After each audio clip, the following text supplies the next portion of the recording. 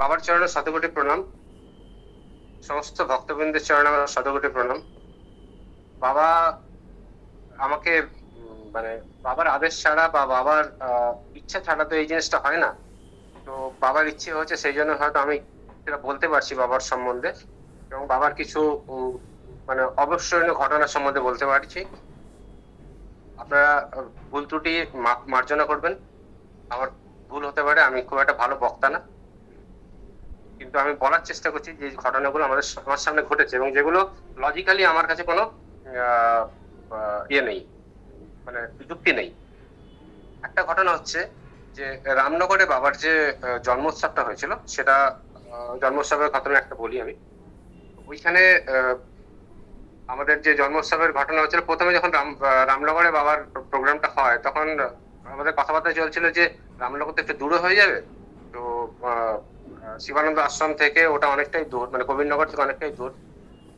তো কিরকম ভাবে প্রোগ্রাম হবে না হবে, তো সঞ্জয় বললো যে ঠিক আছে, আমাদের কোনো ইয়ে নেই, আমরা প্রোগ্রামটা ওখানেই করবো, পুরো প্রোগ্রামটা সেট আপটা ঠিক আছে।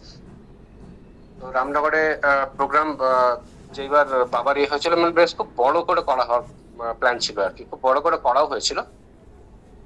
একটা ঘটনা আমি বলি, যে ঘটনাটা হচ্ছে যে মানে যে বাবা বলেন না যে আমি যেটা বলছি আমার কথা হচ্ছে ঈশ্বরেরই কথা, এটা একবার বলেছিলেন আমাকে। এবং সেটা, আর আমি যে জিনিসটা বলছি সেই জিনিসটা তোমরা যদি ফলো করো তাহলে তোমাদের কোনো প্রবলেম হবে না, কারণ দায়িত্বটা আমি নিয়ে নিয়েছি অলরেডি, মানে ঈশ্বর দায়িত্বটা নিয়ে নিয়েছে, কাজটা আমি বলে দিয়েছি। মানে আমরা যখন গীতা পড়ি, গীতাতে বলেন না, ভগবান বলেন যে তুমি এগো, অর্জুনকে শ্রীকৃষ্ণ বলছেন যে তুমি এগো, হ্যাঁ, তারপরে ফলের কি ব্যাপার আছে সেটা আমি দেখে নেবো, ফলের চিন্তা তুমি করো না, তুমি কাজটা করো, আমি যেটা বলছি সেই কাজটা করো। তো এরকম একটা ঘটনা হয়েছিল, এবং সেটা মানে অবিশ্বাস্য ঘটনা। সেই দিন আমরা যেটা প্রত্যক্ষ করেছিলাম, যে দানের দিন সকালবেলায় বাবা, হীরামন আর আমি ছিলাম পাশাপাশি, বলছে আমি আম খাওয়াবো, আমার খুব ইচ্ছে হচ্ছে, মানে এইবার দরিদ্রদেরকে আমি ইয়ে করবো, আম খাওয়াবো। আর আমের জন্য স্পেশালিটি বলে দিলেন যে আমটা পাকা হওয়া উচিত, মিষ্টি হওয়া উচিত, আর দাম যেন বেশি না। আর আমার 150 কিলো আম লাগবে। এবার সকালবেলা ইনস্ট্রাকশনটা পাওয়ার পর আমাদের মাথায় হাত, আমরা কোথায় যাবো এখন আম কিনতে। তো দৌড়াদৌড়ি শুরু হলো। আমাদের যে গাড়িটা ছিল সেই গাড়িতে নিয়ে আমরা দৌড়লাম। মামনিতে বললো যা ওই বাজারে, হিরমনকে বললো যা ওই বাজারে যা, গিয়ে দেখ এখানে পেতে পারিস। বাবার ইচ্ছে হয়েছে, তো আমরা 4 জন মিলে গাড়ি নিয়ে মানে এ করলাম। আর রামনগর থেকে মেন বাজারটা অনেকটাই দূর, ব্রিজ ক্রস করে যেতে হবে, এবং সেই দিন হচ্ছে মানে শিবের একটা ইয়ে ছিল, মানে প্রচন্ড ভিড় রাস্তায়। আমরা কোনো মানে বাবা বলেছেন যখন, তো আমার চিন্তা করার কিছু নেই, আমরা বেরিয়ে গেছি গাড়ি নিয়ে। তো এবার বাজারে বাজারে ঘুরছি, কোনো জায়গায় সেরকম বাবা যেরকম ভাবে বলেছেন সেই রকম ভাবে আম তো পাচ্ছি না। দৌড়াদৌড়ি হচ্ছে, আর মাথায় একটা টেনশন আছে যে 9টা সাড়ে 9টা থেকে মানে বাবা যাদেরকে আহ্বান করেছেন, এবার তাদের জন্য 3টে বাস রাখা ছিল, যে 3টে বাসে করে তাদেরকে আনা হবে, এরকম একখানা প্ল্যান ছিল। পুরো গ্রুপ হয়েছে, মানে যেখান থেকে লোকেরা আসবে সেখান থেকে, মানে যাদের নারায়ণ সেবা যেটা হবে, নারায়ণ সেবা যারা নিতে আসবেন তাদের জন্য বাস করা হয়েছিল, এই বাসে করে তাদেরকে আনতে যাওয়া হবে। মানে বিরাট বড় একখানা প্রোগ্রাম ছিল। সকালবেলা আমরা 4 জন এখানে অকুপাইড। তো আমাদের ইয়ের আমরা গিয়ে পৌঁছেছি, মানে ঘুরছি আর কি, পাগলের মতো অবস্থা, ঘুরছি, আম পাচ্ছি না ঠিক করে, যেখানে আম পাচ্ছি সেখানে দাম বেশি। আর এরকম ঘুরতে ঘুরতে হঠাৎ করে আমাদের সুশান্ত যে ছিল, শান্ত, ও একটা জায়গায় এসে গাড়িটা দাঁড় করিয়ে রেখেছে। আমরা অন্যান্য জায়গায় দেখছি, আমি একটা জায়গায় দেখছি, দিলীপ দা একটা জায়গায় দেখছি, হিরামন একটা জায়গায় দেখছে। সুশান্ত বলছে যে দাদা, কাকু এদিকে আসুন। একটা জায়গায় গিয়ে দেখি একটা সাইকেল দোকানের সামনে একটা লোক টুকরি নিয়ে বিক্রি করছে আম। টুকরি মানে ক্রেট নিয়ে, ক্রেটে ভরা আছে, এরকম 5টা না 7টা ক্রেট ছিল, ক্রেটে ভরা আছে আম। তো আমরা দেখে বললাম, আমাদের দেখে পছন্দ হলো এই আমটা, আর সাইজ গুলো খুব ভালো, পাকা। আর দাম যেটা বললো সেটাও যেখানে 80 টাকা করে দাম বলছিল, সেখানে আমরা 60 টাকা করে আমটা পেলাম। তো খুব আনন্দ, টাকা দাও আমটা নাও। আচ্ছা, এবার কত কিলো হবে সেটা দেখতে হবে। তো বাবার চাইতে 150 কিলো। আমরা ক্রেট গুলো সব এক এক করে ওজন করলাম।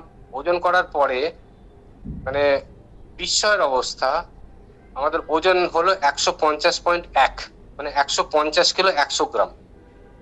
পুরো আমটা শেষ হয়ে গেল। আমাদের ওজন হলো 150 কিলো 100 গ্রাম। আর মানে ওর পরে আর ওনার কাছে কোনো আম নেই। তো মনের মধ্যে তখন এটা হলো যে বাবা 150 কিলো আম বলতে বললো, আর 150.100 গ্রাম আম আমরা পেলাম, এবং সেখানে আম শেষ হয়ে গেল। মানে এটা হচ্ছে বাবাই ওখানে দেখিয়েছিলেন আমটা করার জন্য, আমাদেরকে নেওয়ার জন্য, আমাদেরকে গিয়ে খুঁজে নিতে হলো। এটাই হচ্ছে গুরু কৃপা। আচ্ছা, এইবার ওইখান থেকে আমটা নিয়ে আমরা তো মানে বিস্ময়ের ঘোর কাটছে না যে উনি যেটা বলেছেন সেটাই হলো, আর তারপরে আর আমও নেই ওখানে, মানে ওই জায়গাটা আম শেষ হয়ে গেল, মানে ওনার জায়গায় রাখা ছিল। তো কোনো রকমে মানে ছোট গাড়ি, তার মধ্যে এক একজনের কোলে এক একটা করে ক্রেট, সেই রকম ক্রেট নিয়ে এবার দৌড়। আর ওখান থেকে বারবার ফোন আসছে কখন তোরা আসছিস, কারণ মানে সেবা শুরু হবে এইবার। আর বেনারসের রাস্তায় অগাস্ট মাসে ভিড় তো হবেই, ওই সময় শিবের ইয়ে থাকে। অদ্ভুত ব্যাপার, আমরা মানে গাড়ি হাই স্পিডে চালিয়ে, মানে খুব ভালো স্পিডে চালিয়ে আমরা মোটামুটি 20-আধ ঘন্টার মধ্যে আমরা ইয়েতে পৌঁছে গেলাম। এবং 8 ঘন্টার মধ্যে পৌঁছে গিয়ে তারপর সমস্ত প্রোগ্রাম কিন্তু সুষ্ঠুভাবে অর্গানাইজ হলো, এবং আমটা বাবা খুব মানে তৃপ্তি করে সবাইকে খাওয়ালো। সবাইকে এত সুন্দর এত মিষ্টি আম চিন্তা করা যায়। তো ঘটনা হচ্ছে তারপরে যারা অনেক ভক্ত ছিল, যারা হচ্ছে ইয়েতে ছিল, মানে রামনগরে থাকেনি, তারা ওই কবিরনগরের আশ্রমের কাছাকাছি ছিলেন, তারা সেই দিন আসতে গিয়ে তাদের 3 ঘন্টা জ্যামে আটকে ছিল। কিন্তু অদ্ভুত ব্যাপার দেখুন, আমাদের 150 কিলো আমও হলো, আর আমরা 8 ঘন্টার মধ্যে পৌঁছে গেলাম ওখানে, কোনো ইয়ে অনুযায়ী মানে রাস্তা যেন আমাদের জন্য খালি ছিল। কিন্তু তারপরে যে রাস্তাটা জ্যাম হলো চিন্তা করা যায় না। তার মানে বাবা ওইখানে বসে কন্ট্রোল করছিলেন আমাদের, আমরা কিরকম ভাবে আসবো, কিরকম ভাবে যাবো, শুধু দেখছিলেন যে আমাদের ভক্তিটা কতদূর, আমরা যেতে পারছি কিনা, আমরা যাচ্ছি কিনা, আমাদের ইচ্ছে আছে কিনা। ইচ্ছে যখন আছে তখন কিন্তু সমস্ত জিনিস বাবা করিয়ে দেন। এটাই হচ্ছে আরেকখানা পরিচয় উনি দিলেন যে উনি কে। উনি বসে আছেন একটা জায়গায়, কিন্তু উনি সমস্ত আমাদের অ্যাক্টিভিটি কন্ট্রোল করছেন। তো বাবা যে মহাপুরুষ, এটা মানে বারবার বারবার বারবার আমাদের মনের মধ্যে ঢুকিয়ে দিচ্ছিলেন যে তুমি আমি যে জিনিসটা বলছি সেটা করো, যুক্তি তর্কের ভেতরে যেও না, আমি যেটা বলছি সেটা করো, দেখো কিরকম হয়, ফলটা কি হয়। আমি অলরেডি তোমাদের জন্য এই কাজটা করে রেখেছি, তোমরা শুধু যাও আর কাজটা কমপ্লিট করো, তোমাদের দিয়ে আমি কাজটা করাবো, মানে এটা তোমাদের ফলের জন্য আশা করো না। এটা হচ্ছে একখানা ঘটনা আমি করলাম। রামনগরে আরো অনেক ঘটনা হয়েছিল, এবং এতজন ভক্ত এসেছিল ওখানে, আর সবার জন্য ওখানে অ্যারেঞ্জমেন্ট করা হয়েছিল। মানে দিনের শেষে দেখা গেল যে এত ভক্ত এসেছিল, প্রায় 150 জন থেকে 150 জনের মতো ভক্ত ছিল, এবং ওখানে অতগুলো ফ্ল্যাটের অ্যারেঞ্জমেন্ট করা হয়েছিল সবার থাকার জন্য, সবার থাকার কোনো অসুবিধা হয়নি। তো এটা হচ্ছে বাবার কৃপা ছাড়া হয় না।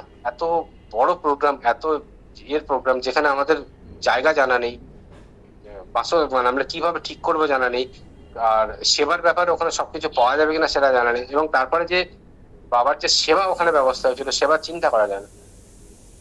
এখানে আরেকখানা ঘটনা আমি বলি, এই বেনারসের আশ্রমের মানে কাজটা হয়ে যাওয়ার পরে আমার তার পরের দিন ফিরে আসার কথা ছিল। 8 তারিখ কাজটা শেষ করে 9 তারিখে আমাদের ফিরে আসার কথা ছিল।